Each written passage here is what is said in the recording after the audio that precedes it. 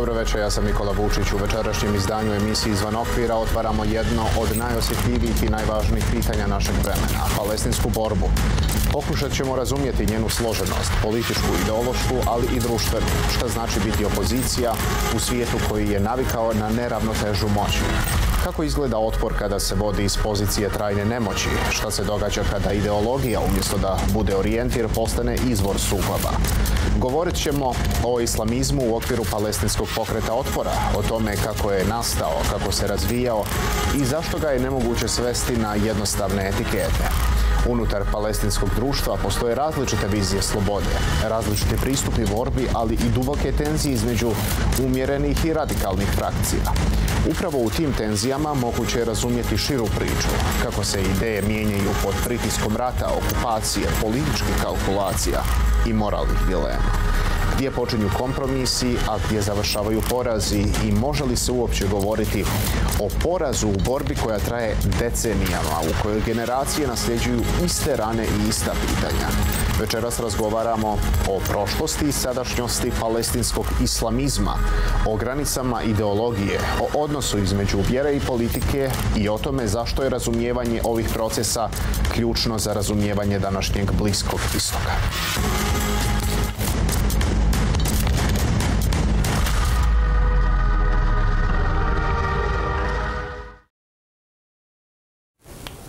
Večeras u studiju Skare, norveški historičar i istraživač koji se niz godina bavi Bliskim istokom, posebno palestinskim pokretima otpora. Autor je nekoliko knjiga iz oblasti palestinskih studija, a njegova najnovija knjiga, Put do 7. oktobra, nedavno je prevedena i objavljena u Bosni i Hercegovini. Riječ je o detaljnoj i promišljenoj analizi razvoja palestinskog islamizma, njegovih korijena, promjena i unutrašnjih napetosti. On u svom radu ne pristupa temi kroz ideološke ili propagandne okvire, već kroz povijesni i društveni kontekst, pokušavajući razumjeti kako se politički, religijski i egzistencijalni motivi prepliću u jednom od najdugotrajnijih sukoba našeg vremena. Erik, welcome and thank you for speaking for N1. Thank you for having me. It's your first time in Bosnia and Herzegovina. What are your impressions, given that you spent much time researching and traveling across the Middle East? Do you recognize any similarities here in social experiences, historical narratives, or the general sense of history? Well, I've only been here for 48 hours, so I would be very careful generalizing anything based on anecdotal evidence. But so far, I think Bosnia is a beautiful country, and I've been received with incredible generosity and kindness, which I obviously am familiar with from the Middle East. And I suppose people are people, and although kindness and generosity are expressed in different ways, it is perhaps a universal feature. Is there any way to prevent similar identity-driven confrontations from re-emerging here? Well, I would be very careful coming from the outside, teaching anyone about anything. But I think it's very safe to assume that the principled defense of human rights and to international law and the rules of war, and having a universalist approach to those issues, meaning that they apply to all by virtue of being human beings, is important. We do not support a people because they are of a specific ethnicity, identity, religion, and so forth, but because we defend human rights. And in this sense, I think it's very important that we don't trivialize or try to justify human rights violations or the breach of international laws based on historical traumas or contemporary grievances, because any party can muster historical traumas or grievances in order to justify those atrocities. And doing so would be a collective race for the bottom, where might is right. How do you view the role of identity-based argumentation in the current war in Gaza? Is identity merely a facade for the struggle over resources? And does Huntington's clash of civilizations thesis worry you? Is that really what we are witnessing in the Middle East? No, I would very much reject Huntington's thesis of a clash of civilizations. And this is, for example, not a religious conflict. Obviously, there are those who say this is a very complicated conflict. Some refer to it as the most complicated conflict that exists today. And obviously, there are complicating factors. I mean, in Israel, you have a heterogeneous society. You have Israeli secular atheists, and you have Orthodox Jews. You have no unanimous agreement about what direction Israel should take. And on the Palestinian side, you obviously have Palestinian Islamists on the one hand, and then you have Palestinian secularists such as Fatah and the PFLP. Moreover, you obviously have the historical traumas from the Holocaust on the Israeli side, and you have the historical traumas from the Nakba from 1948 on the Palestinian side, which complicates things, obviously. But when understanding the cause of this conflict, I think it's very easy. It's not complicated at all. It's about human rights and it's about international law. And the basic cause of this conflict is that you have one occupier and you have one people that is occupied. Let's open the question that stands at the center of Western debates on Hamas. Is it a movement of resistance or a terrorist organization? Well, I don't think those two are mutually exclusive. I think Hamas can be both. And in my book, I use the term resistance movement to describe the Palestinian factions. And I do so because it's mainly contextual. It says something about the environment in which these movements were formed, and that is against the Israeli occupation. But Hamas and other Palestinian factions have obviously carried out terrorist acts. They have carried out suicide bombings during the Second Intifada. The attack on October 7th is another example. And in this sense, they are terrorist movements. But I think it's very important that we don't reduce Hamas to a terrorist organization, analytically, politically, and so forth. Hamas is much more than that. It has a political wing. It is an important provider of social services, or at least it was up until the October 7th attack. And it's an integral part of Palestinian society.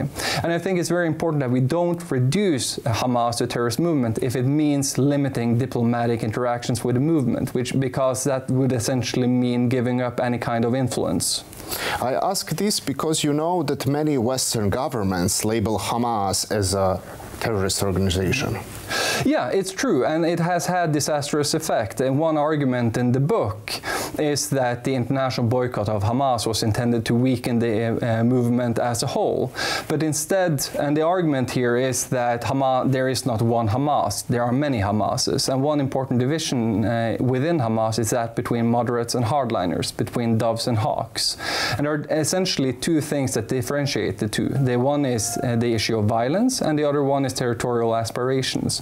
Now, hardliners in Hamas tend to favor violence as the most feasible means of liberating the Palestinians, and they often advocate extreme force when doing so. Moderates, on the other hand, they are not necessarily pacifists, but they want to prioritize other means, such as social work or political reform, and they are also against the most extreme measures, such as suicide bombings. Hardliners, on the other hand, will also have greater territorial aspirations. They advocate the establishment of a Palestinian state from the Jordan River in the west to the Mediterranean Sea in the east, while moderates or doves are opening up for a two-state solution. They accept the establishment of a Palestinian state next to an Israeli one. And as the international boycott of the Hamas government was intended to weaken the Hamas movement as a whole, it instead undermined one very specific faction within Hamas, the moderates in Hamas, that had advocated electoral participation in 2006 in order to underscore the movement's democratic intentions, and who also advocated compromise when under international pressure. Now, the EU's boycott, for example, of Hamas crushed the political authority and capital that the moderates had used to get those victories within the movement. And in the internal competition within Hamas in 2008, they were soon outvoted. Over time, Hamas has changed from a social movement linked to the Muslim Brotherhood to the ruling power in Gaza. Yeah. Yeah, it's true. And I think we tend to take for granted that Islamist parties and movements participate in the armed Palestinian struggle. I mean, Hamas, as you mentioned, the Islamic resistance movement, is perhaps the foremost representative of this trend. You also have Palestinian Islamic Jihad, the third largest armed movement in the occupied Palestinian territories and the second largest one in the Gaza Strip. But it was not, however, always so. I mean, the forerunner, the Palestinian Muslim Brotherhood that you mentioned, they refused to engage in political work and they refused to participate in the armed Palestinian struggle. Now, with roots back to Palestine in the 1930s, it instead argued that only by engaging in social work, only by proselytizing, only by getting Palestinians to live out and practice their faith correctly, would they be able to establish a truly Islamic society from below. And only by having this ideological groundwork would the Palestinians be capable and ready to liberate themselves. Now that meant that if you were a Palestinian in the Gaza Strip in the early 1980s, there was no viable organizational vehicle for you to join if you wanted to participate in the armed struggle. The Muslim Brotherhood that I mentioned refused to participate in armed struggle. On the other hand, you had the Palestine Liberation Organization, the PLO, which was militarily and politically irrelevant in the occupied Palestinian territories, especially after 1982, when it was evacuated from Beirut to Tunisia. So, in the early 1980s, you suddenly had a group of very young Palestinian students who met with the leadership of the Muslim Brotherhood, arguing that the Islamists should not just participate in the armed struggle, they should lead the armed struggle. Now, they were never able to convince the leadership of the Muslim Brotherhood of doing so, so they left and formed their own political project with the aim of liberating the Palestinians through the barrel of the gun. And today, we know this organization as Palestinian Islamic Jihad. Now, from 1984, the Palestinian Islamic Jihad carried out spectacular attacks against Israeli targets, which hypnotized the young guard in the Muslim Brotherhood. And suddenly they started asking the same question, like, how long are we going to read the Quran? How long are we going to study it? How long are we going to engage in social work while we are doing nothing? So when the first Intifada erupted in 1987, it was a very tough decision for the leadership of the Muslim Brotherhood. Participate in the first Intifada in order to avoid being politically marginalized, or continuing doing the same. Now, they decided to form Hamas, the Islamic resistance movement, and I suppose the rest is history.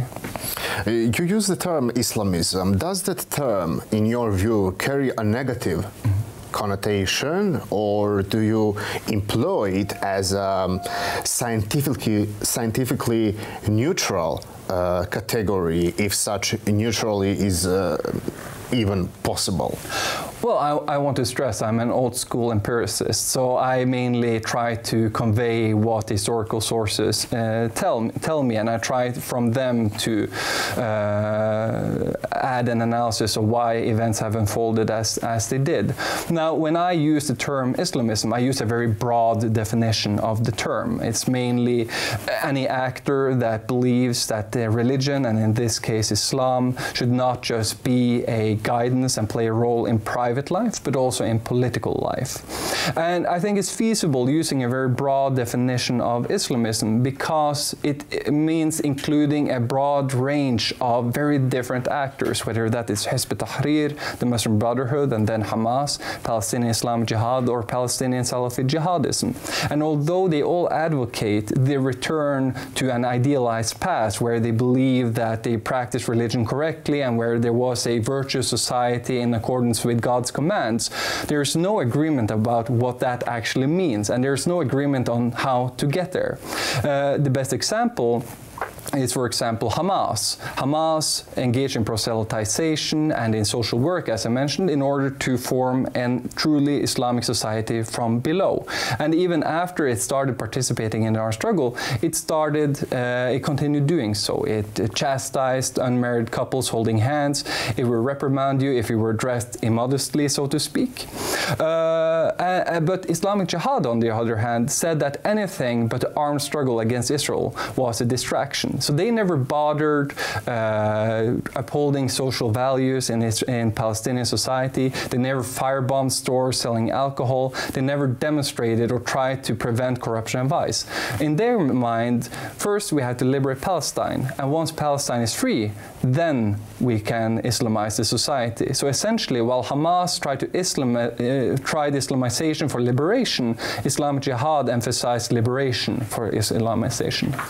In your research, you often emphasize the internal dynamics of Palestinian Islamism, the tension between political pragmatism and theological purity. How have these tensions evolved since the 1980s, and what do they open up about shifting power structures within Palestinian society? Well, as I mentioned, I think there is not one Hamas, there are many Hamas. I refer to the moderates and the hardliners within the movement, and I refer to the issue of violence and territorial aspirations in this. An example of this is Ismail Abu Shanab, who was a deputy leader of Hamas, who was assassinated by the Israelis in 2003. He was ardently against the use of suicide bombings, for example, and it's thus ironic that he was assassinated in revenge for a Hamas suicide bombing in Jerusalem. Now, and my argument is that Islamism has been continuously formed and it has continuously developed because of the internal struggle between hardliners and moderates. And what direction Hamas has taken has been, to a large extent, determined by external drivers. Israeli repression is one example. In terms of brutal Israeli repression, it has often caused the hardliners to succeed convincing the rest of the movement that they have to respond in kind with the same brutality. After prolonged civilian suffering, it has often made the moderates convince the rest of the movement that it's time for a ceasefire. For example, Islamic Jihad, for example, with its emphasis that only armed struggle can liberate the Palestinians, it is a hardliner in its own right. And this has meant that the conflict has often had a cyclical nature, in the sense that you have shifted between escalation and moderation between every 5 and 10 years. An example is that when Hamas was facing severe Israeli counterinsurgency and the security collaboration between the Palestinian National Authority and the Israelis, the Palestinian National Authority, of course, was established in the Palestinian occupied territories with the Oslo Accords, then we see that in order to survive, Hamas shifted from armed struggle to social work, a sphere where they could be working uninterrupted by Israeli repression. And in the 2 to 3 last years before the eruption of the Second Intifada, we saw Hamas not advocating consequently for an armed struggle against the Israelis. But I do think it's very important that we approach Palestinian Islamists and Palestinians overall as just as complex as you and I are. It is perfectly possible for a senior member in Hamas to be moderate in one question and radical in another. Saleh al-Aruri, for example, also deputy leader of Hamas, who was assassinated by the Israelis in January 2024 in Beirut. He was, for example, an ardent proponent of armed struggle, and he was a central figure in arming West Bank militants from the 2020s. Yet he was also an ardent proponent of reconciliation with the West Bank authorities and for new democratic elections. So he was radical in the question of armed struggle, but he was a moderate in the terms of democracy and reconciliation. And we do know that Hamas members change their opinions over time. I suppose if you are like me, you don't have the same opinions you did 20 years ago. And we see the same in the case of Hamas. The best example is perhaps Mahmoud al-Sahar, one of the most senior members in Hamas. Today, he is viewed as one of the most ardent hardliners within the movement, partly because he refuses to accept the past agreements between the PLO and Israel, and partly because of his continuous references to Fatah as a bunch of traitors and collaborators. Yet, in the early 1990s, he was viewed as a dove, and he even received death threats from the Izzedine al-Qassam brigades, the armed wing of Hamas, because he opened up for a peaceful solution with Israel. It was only in 2003 when the Israelis tried to assassinate him by dropping 1 ton of explosives on his home, which maimed his daughter and killed his son, that is turned into one of the most ardent hardliners within the movement. Eric, in your work, you write about the idea of digital jihad. How has the online world changed the nature of resistance and propaganda? Well, I do think social media has a very important function today. And I think social media is one of the reasons that we do not just see a geographical shift on opinion on the Israeli-Palestinian conflict, but we also see a generational shift. The younger generation today receive much of their news not from traditional mainstream media, but they receive their news from social media platforms such as TikTok or Snapchat and so on and so forth. So in the US, for example, we see not just a younger generation in the Democrats that is far more pro-Palestinians, or they are far more sympathetic with Palestinian suffering than their older generation, but we see this generational shift also within the Republican Party. The same applies to Christian evangelicals, where we see the younger generation having difficulties reconciling support with Israel with the atrocities that we are now seeing in the Gaza Strip. And many people are referring to Trump being annoyed with Benjamin Netanyahu and now finally putting pressure on Israel in order to get this ceasefire agreement to get it on land. But I think if I were Benjamin Netanyahu, I would be far more worried about this generational shift, because we are talking about the future leaders of Western nations. Is the fight for the narrative today more important than the fight on the ground? Well, I think it's important that none of those two things are mutually exclusive. I am a sound believer that the Palestinians are the ones who have to liberate themselves. No one can liberate them for them. But it has to happen, and it has to be organized in coordination with the international society, with international grassroots mobilization. And I think that, activists in Norway, their job is to influence Norwegian authorities, just as German activists have to influence the German authorities. Their work is there. And I do think that we do see a shift in narrative. I mean, if we go back a couple of decades, the narrative was that Israel was a weak and solitary state surrounded by Arab hostile states, and they would be destroyed if it weren't for Western support. Now we see Israel as one of the strongest militaries in the region, and we also see what has been termed a genocide in the Gaza Strip, and obviously that influenced public opinion, not just in the global south, but also in the global north. Some people say that October 7th was not only a military event, but also a symbolic turning point, a moment when ideology met history. How do you see that day? As the result of a long process, or as a sudden break within the movement? Well, I think it can be both. Obviously, the October 7th attack was a break. It was obviously a rupture with events as they had unfolded for decades.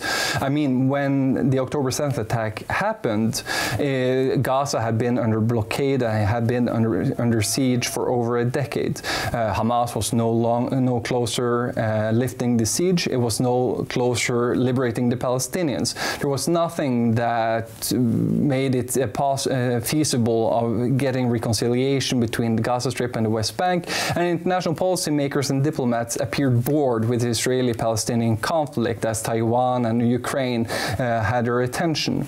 So in just 2 years, we have not just seen the Israeli-Palestinian conflict change dramatically, but we have also seen the entire region change. Mm-hmm. We have seen Hezbollah significantly weakened, which had the domino effect that the regime of Bashar al-Assad fell. We are now having discussions within Iraq about the reintegration, or at least of the Popular Mobilization Unit, the Hashd al-Sha'bi. We have pretty much the so-called axis of resistance considerably weakened. At the same time, Israel has never been more isolated internationally. We have suddenly the UK, we have Canada, we have France, we have Norway, who have recognized the state of Palestine. But yet, although although this is a rupture, it is obviously is obviously caused by longer developments. As I mentioned, the siege of Gaza, the occupation of the Palestinians, and also the fact that there was no negotiations on the horizon. There was nothing that indicated that this conflict would be solved anytime soon. And it was precisely because of this impasse, because the Palestinians were in a deadlock, that the hardliners within Hamas was able to convince the rest of the movement that only extreme use of violence would get the Palestinians out of this deadlock. Now, that being said, they also obviously overestimated the support from actors such as Hezbollah and Iran, which they thought would join the fighting, and which they obviously did not. The idea of martyrdom is central in many liberation movements, including of course, Palestinian Islamism. How should we understand it today? As a religious belief, a political tool, or a reflection of life under occupation? Well, I think the notion of martyrdom has a long history and tradition in the Palestinian resistance, one that goes far further back than Palestinian Islamism. In the heyday of the Palestine Liberation Organization and Fatah, for example, you may have heard of the Fidai, the one who sacrifices himself. The main difference between the Fidai, the one who sacrifices himself, and the Shaheed, the martyr, was that while the Shaheed transcends, there's ontological transcendence in the sense that he goes to paradise. The Fidai, on the other hand, would not go up to paradise, but he would merge with Palestinian land. He would transcend the physical geography. His blood would blend with the rivers of Palestine, and his body would merge with the sand and the soil of the Palestinians. That being said, I think it's very important to note that Hamas or Palestinian Islamic Jihad are not primarily religious movements. They are primarily nationalist ones. And if we look to the history of Palestinian Islamism, it is that the success of Palestinian Islamism has been conditioned by their ability of connecting the religious element with the nationalist element. One example is Hizb ut-Tahrir, for example. Hizb ut-Tahrir was a Palestinian Islamist political party that was founded in 1952 in Jerusalem by Taqiyuddin al-Nabhani. And they were never successful. They never gained a great Palestinian popular support because they were unable to connect their quest to establish a caliphate with Palestinian grievances. They did not care about the Palestinian cause. They didn't care about the establishment of a Palestinian state. Indeed, they felt that Palestinian nationalism was anathema to faith. There was no Palestinian nation, there was no Syrian nation or Jordanian nation, it was only a Muslim nation. And obviously the Palestinians were not very interested in postponing liberation to an uncertain future when the caliphate would be established. The same applies to the Palestinian Muslim Brotherhood. Hamas was founded because they understood that they would be politically marginalized by other actors such as Palestinian Islamic Jihad if they did not participate in the national struggle. Western interpretations of the Middle East often use simple moral contrasts. Democracy versus terror, civilizations versus barbarism. What are the risks of these simplifications, and how do they affect our understanding of the region? Well, I think it's very important that just as we should not caricaturize the Middle East, it's very important that we don't have a reductionist view of what constitutes the West or operate with a caricature of the West. There's no unanimous agreement in the West, whether in policy-making circles or in Western academia, what the Middle East is or opinions about this conflict. Some of the best works on Palestinian Islamism, for example, have been published at Western academic institutions, for example. But going back to your question, I think it's of utmost importance that we approach this conflict and every actor within this conflict as complex human beings, just as complex as you and I are, with all the hopes, all the worries, with all the imperfection and flaws that we ourselves carry with us. And I mentioned that it is very important because our analysis of the conflict, our analysis of the actors involved in this conflict matters because it determines policy choices. And some of those policy choices have had a devastating effect on this conflict.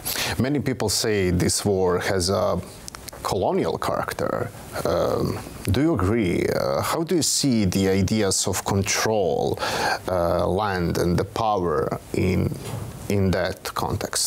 Well, I think, speaking completely, often settler colonialism is used normatively and in order to denounce the Israelis, but I think even if we employ settler colonialism as an analytical term and as an analytical tool, I think it's safe to say that the Israeli occupation is a form of settler colonialism.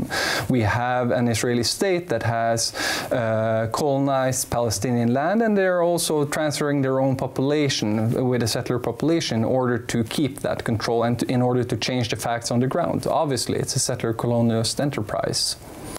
This is not the main focus of your work, but do you think the two-state solution is still realistic today?